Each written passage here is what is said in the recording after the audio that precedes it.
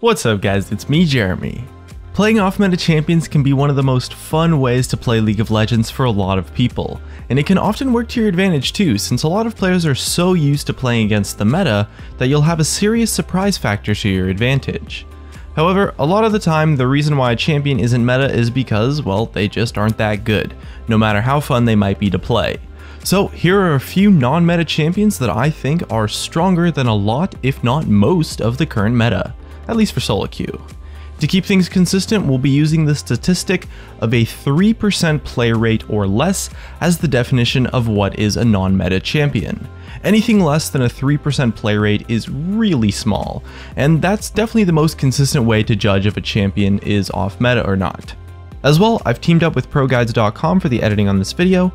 If you're interested in more traditional guides, they have a free trial that gets you full access, so you can check them out and decide for yourself if you like it or not. As well, here's some of my favorite comments where I asked what champions you wish would be easier to play. Today's question is, what off-meta champion do you think is god tier? Anyways, let's get started. Our first champion on the list is Trundle Jungle. Trundle Jungle's play rate is just a tiny bit above 1%, however he's been a really nice product of a lot of indirect buffs as a result of the meta. He's a fantastic counterpick to a ridiculous amount of jungle champions. Due to his Q lowering attack damage, he does a great job fighting Devourer and Warrior junglers, and his ultimate is great versus anyone building Cinderhulk. He might struggle a little bit versus a Runic Echoes jungler, but his dueling power is still really solid, and he really works as sort of a bruiser jungler that brings a lot of counter mechanics that really give you some nice tools. With his crowd control and stat reduction, he also brings some nice healthy clears, great ganks, and surprisingly high damage. The next champion on the list is Vel'Koz Mid. His play rate sits at about 1.75% at the moment, but he's actually been pretty solid for quite a while now. He plays a lot like Lux does, with super high range damage, but also some nice crowd control that lets you burst people down by unloading your combo on them. Compared to Lux, he has a little bit better wave clear, but a little bit less survivability since he doesn't have the shield. And although he might seem like a poor pick versus assassins, most assassins actually have a very specific pattern of where they jump to with their gap closers. For example, versus a Zed, if they ult you, you can just use your E behind you, and you guarantee it landing, and then you can punish them by landing more abilities to follow it up. And if you struggle with that, you can always take exhaust anyways. His burst and poke brings a lot to teamfights, and with incredibly high range on quite a few abilities, he also has some nice pick potential too. Next on the list, we have Kayle Top. Her play rate sits at just a tiny bit above 2%, and she's been a great option ever since the Season 6 changes. The new Ginsu's is great on her, and she does great in the meta right now by bringing an incredibly powerful tool to completely shut down an assassin, which is of course her ultimate. Her laning phase is also ridiculously strong, especially in top lane where you play against a lot of low range, kiteable bruisers and tanks, since she does kind of struggle a little bit versus poke mages.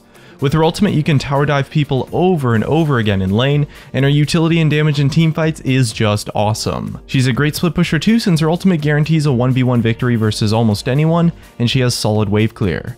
With her E, you can proc 3 stacks of the Fervor of Battle Keystone Mastery with one attack, since it counts as both an auto attack and a spell, so in lane the amount of sustained damage she can output right off the bat even from level 1 is pretty much just unmatched for a ranged champion.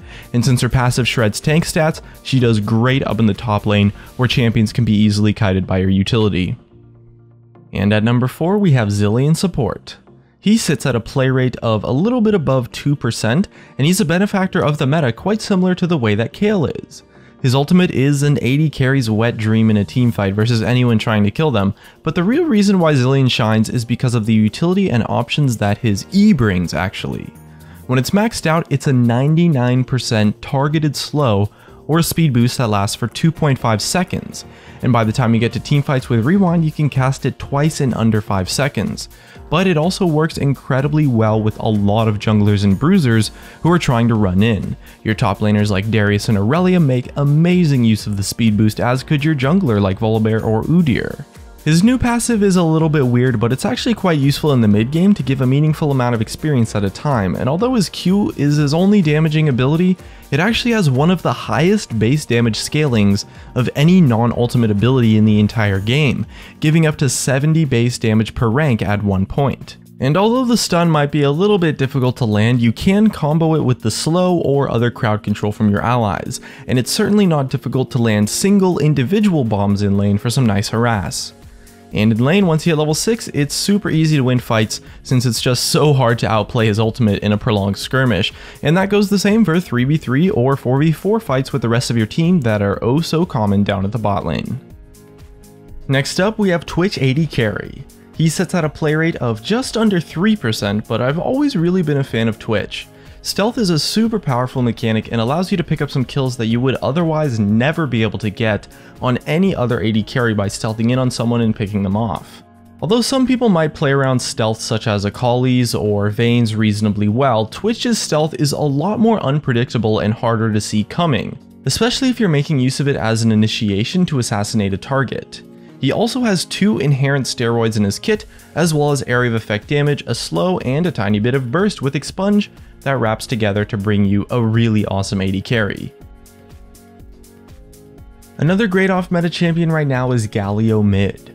He currently sits at a play rate of just above 0.5%, and it was kind of interesting to me when I realized how good he actually was. My initial thoughts on him were like, oh, it's an assassin meta, and Galio's kind of like an anti-mage champion, so he probably just sucks in this meta, right? Well, that's not actually entirely the case when you take a look at what his ultimate tries to do.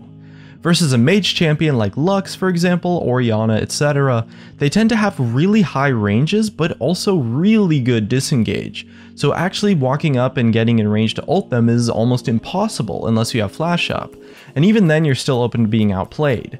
However, versus an assassin like Talon or Zed, if they ever try to do anything to you, they put themselves in a position to be ulted by getting into melee range, in which case you can land the rest of your abilities as well as stopping their combo.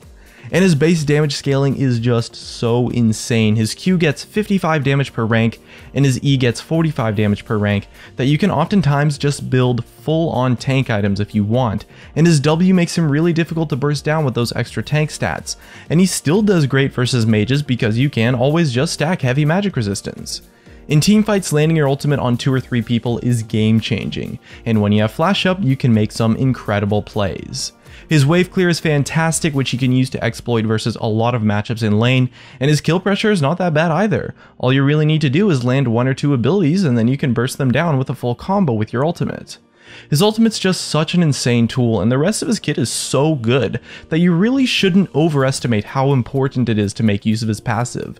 It's nice to have, but it's really not needed at all since his base damage is already good enough that you actually have a lot more options in your build path than you might think. The biggest problem with Galio is just the cooldown of his ultimate is really long, and he does have a pretty heavy reliance on flash in teamfights, so you have to be careful not to misuse those crucial tools or you'll get punished pretty heavily, but other than that, he's a really awesome pick. And last but certainly not least, we have Skarner Jungle, who currently sits at a play rate of a quarter over 1%.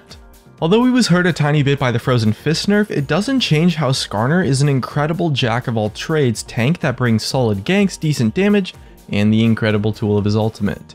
Whether you're using it to stop an assassin or flashing in to pick off a carry, his ultimate just puts in a ridiculous amount of work and gives him so much more playmaking potential than a lot of other junglers. And as long as you have those little points capped, his dueling in the jungle can be really solid, as are his clears, since he's never really going to be running out of mana. If you ever get in a fight in the jungle, his passive gives him such a ridiculous amount of attack speed, and with the mana it gives you so much more damage since you can just constantly spam his Q over and over again with the cooldown reset. His E is a great ability for ganks, of course, since it slows before proccing the stun, giving you time to get in range if you need it, and allows you to get multiple stuns off in teamfights. And with all of his cooldown resets, his damage is pretty nice, and he's super tanky with great crowd control. And his ultimate is just such an amazing tool that you can use to carry games, and it's not hard to see why Skarner's a great option. And that wraps up the list. If you enjoyed the video, hit that like button, and if you didn't, hit the dislike. Subscribe if you want. Thanks for watching, and I'll see you guys next time.